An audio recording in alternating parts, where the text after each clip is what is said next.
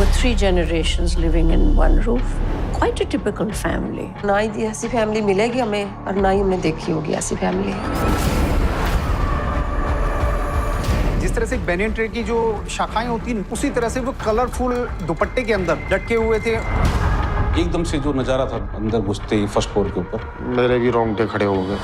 1 जुलाई 2018 का दिन था। सुबह के करीब 6 बज रहे थे। हर दिन की तरह उस दिन भी गुरुचरण सिंह उठते हैं और वॉकिंग करने के लिए चले जाते हैं। वॉकिंग खत्म करने के बाद डेयरी के दुकान पे दूध लेने के लिए चले जाते हैं, लेकिन उस दिन उस दुकान का शटर गिरा हुआ था। ऐसा फर्स्ट टाइम हुआ था कि चुंदावत ग्रोसरी स्टोर बंद है। ये दुकान चुंदावत परिवार की थी। हर रोज इस घर का बड़ा बेटा भुवनेश गुरुचरण सिंह के साथ में वॉकिंग करने के लिए जाता था, लेकिन उस दिन वो कहीं नजर नहीं आ रहा था। गुरुचरण सिंह के लिए ये बात थोड़ी सी अजीब थी। वो बार बार घर के सभी मेंबर्स के पास में कॉल लगाते हैं, लेकिन सबका मोबाइल बंद था। वो परेशान होकर चुंदावत परिवार के घर की तरफ भागे। उस घर में एंटर होकर फर्स्ट फ्लोर पे जाते हैं और वहाँ के बेडरूम का दरवाजा खोलते हैं और दरवाजा खुलते ही उन्हें जो चीज दिखा वो देख के इनके पैरों तले जमीन खिसक गई। तब ये सडनली पुलिस को इन्फॉर्म करते हैं। तब तक वहाँ पे पूरी भीड़ जम चुकी थी। पुलिस वाले उस भीड़ को साइड करते हुए अंदर जाते हैं और पुलिस वालों ने भी जब उस दृश्य को देखा तो वो किसी नरक से कम नहीं था, क्योंकि वो देख के उनके होश उड़ गए। उन्होंने देखा कि चुंदावत परिवार के टोटल 11 लोग फांसी पे लटक के सुसाइड कर लिए हैं। लाशें छत से झूल रही थी। सबके हाथ और पैर पीछे की तरफ रस्सी से बंधे हुए हैं और आंखों पे पट्टी बंधी थी। इस तरीके से इन पूरे फैमिली मेंबर के 11 लोगों का सुसाइड होना ये अपने आप में बहुत बड़ी बात है। ये घटना इतना ज्यादा हॉरिफाइंग था कि ये दिल्ली के बुरारी में ही नहीं बल्कि पूरे इंडिया में हलचल मचा देता है।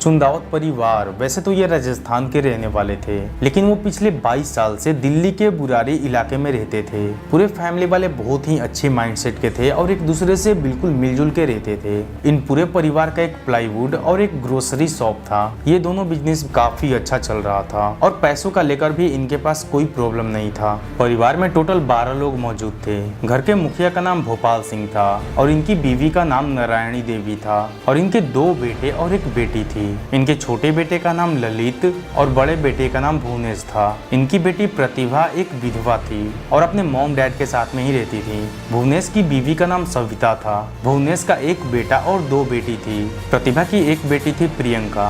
ललित भी शादीशुदा था और इसकी बीवी का नाम टीना था और इनका सिर्फ एक ही बेटा था शिवम। ये पूरा परिवार ही काफी धार्मिक और हेल्पिंग नेचर का था और इनका सोसाइटी में बहुत इज्जत था और ये फैमिली दिल्ली के बुरारी में काफी हंसी खुशी से रहते थे। लेकिन साल 2007 में इनके फैमिली के लिए एक बहुत ही सैड न्यूज हुआ। इस परिवार के सबसे बड़े सदस्य नारायणी देवी के पति भोपाल चुनावत का डेथ हो गया। भोपाल चुनावत का इस तरीके से मौत हो जाना इन फैमिली वालों के लिए बहुत ही शॉकिंग था और उस मौत के बाद इस फैमिली के ऊपर में दुखों का पहाड़ टूट जाता है। इनका बिजनेस भी अच्छे से नहीं चलता है और पैसों का भी थोड़ा मोड़ा प्रॉब्लम होने लगता है। भोपाल चुनावत के मौत के बाद इनके बेटा ललित ने ही घर के पैसों का प्रॉब्लम का हल किया, लेकिन कुछ ऐसे एविडेंस ललित इनको दिखाता है, बताता है, जिससे कि इसके पूरे फैमिली वाले ललित के ऊपर में बिलीव करने लगते हैं और वे लोग ये मानने लगते हैं कि ललित के अंदर उनके घर के मरे हुए एक मेंबर भोपाल चुनावत की आत्मा आती है। ललित के साथ में एक इंसिडेंट भी हुआ। इसकी प्लाईवुड की शॉप में इसका बहुत ही भयंकर तरीके से एक्सीडेंट हो जाता है, जिससे इसकी आवाज चली जाती है। इसके घर वाले इसका ट्रीटमेंट बहुत जगह पे करवाते हैं, लेकिन इसकी आवाज फिर नहीं आती है और ललित अपने घर में ऐसे ही पड़ा रहता था। लेकिन कुछ सालों के बाद एक दिन अचानक तरीके से ललित बोलने लगता है और वो ये बताता है कि मेरे मरे हुए डैड के कारण ही मेरा आवाज रिटर्न आ पाया है और मैं बोल पा रहा हूँ। घर वाले काफी ज्यादा शॉक थे, लेकिन घर वाले भी ललित के ऊपर में अब 100% बिलीव करने लगते हैं। उनको भी अब यकीन हो जाता है कि सचमुच वो आत्मा इसके अंदर में मौजूद है। ललित के कहने के अनुसार घर वाले अब अपने घर में छोटा मोटा रात के करीब 9:30 बजे पूजा अर्चन भी करते थे और उस पूजा अर्चन में भी पड़ोस वाले शामिल होते हैं कभी कभी, लेकिन जब पड़ोसियों को इनका रहन सहन अच्छा नहीं लगा तो वे लोग उस पूजा अर्चन में जाना छोड़ दिए।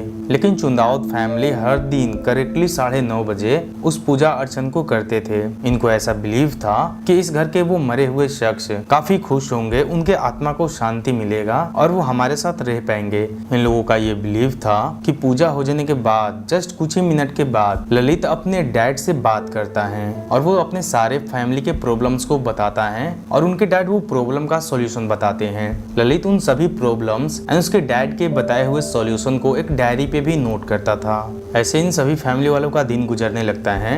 ललित जो भी बोलता पूरा परिवार भोपाल चुनाव का ऑर्डर समझ के उसे फॉलो करते और उस नियम का पालन करते। इस फैमिली के एक मेंबर प्रियंका की लंबे समय से शादी नहीं हो रही थी। ललित को ये प्रॉब्लम बताए तो ललित अपने डैड से उसका सॉल्यूशन मांगा और ललित अपने मरे हुए डैड की बातों के अनुसार केले के पौधे का पूजा करवाता है। और इसमें शॉकिंग बात यह है कि पूजा करने के बाद इस घर की मेंबर प्रियंका का शादी सेट हो गया था और इन्हीं सभी एविडेंस के अनुसार घर के सभी सदस्य का बिलीव ललित के बातों पे हो चुका था। इसी तरीके से ललित ने ये बताया अपने परिवार वालों से कि पिताजी हमसे नाराज हैं। भोपाल चुनाव का ये बोलना है कि घर के कुछ लोग अपना मनमानी कर रहे हैं, वो गलत काम कर रहे हैं, घर में कोई भी अनुशासन का पालन नहीं कर रहा है और पिताजी बहुत ज़्यादा गुस्से में हो गए हैं। अब गुस्सा शांत करने के लिए इनके कहे हुए बातों को मानना पड़ेगा। इन पूरे परिवार को एक अनुष्ठान करना पड़ेगा जिसके बाद इसके मरे हुए डैड लिटरली इनके सामने प्रकट होंगे और इन लोगों को लिटरली देख पाएंगे और बातें कर पाएंगे। इसके घर वाले ललित के बातों पे लिटरली बिलीव कर लेते हैं।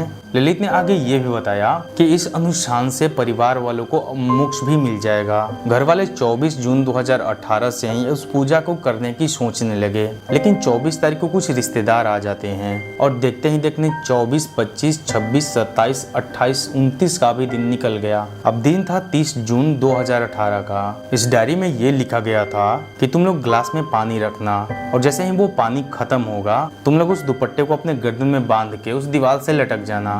जैसे ही तुम लोग लटकोगे सडनली मैं आकर तुम लोगों को बचा लूंगा। और ललित को इसके मरे हुए डैड ने ये सारी बातें बताई थी। 30 जून की रात के करीब 10 बजे इस घर की दोनों बहुएं बाहर से टूल खरीद के लाते हुए सीसीटीवी में भी देखा गया था और उस वक्त इनका बिहेवियर काफी ज्यादा नॉर्मल था।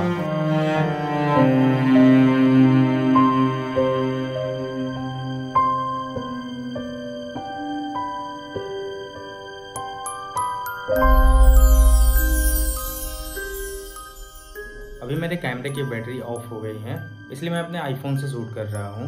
सो उस केस में ये होता है कि इजली सभी फैमिली मेंबर मार्केट से रस्सी और टूल खरीद के लाते हैं और उसका यूज करके सुसाइड कर लेते हैं। ये केस अब तक मिस्ट्री बना हुआ है और इसको सॉल्व करना लगभग इम्पॉसिबल है क्योंकि कई साल गुजर चुके हैं और ये केस अब तक अनसॉल्व्ड है और मिस्ट्री बना हुआ है। सो वैसे आपका क्या ओपिनियन है आप कमेंट करके जरूर बताना। और इसी तरीके से क्राइम डॉक्यूमेंट्री वीडियोस देखने के लिए आप इस वीडियो को लाइक करें एंड इस चैनल को सब्सक्राइब कर दें।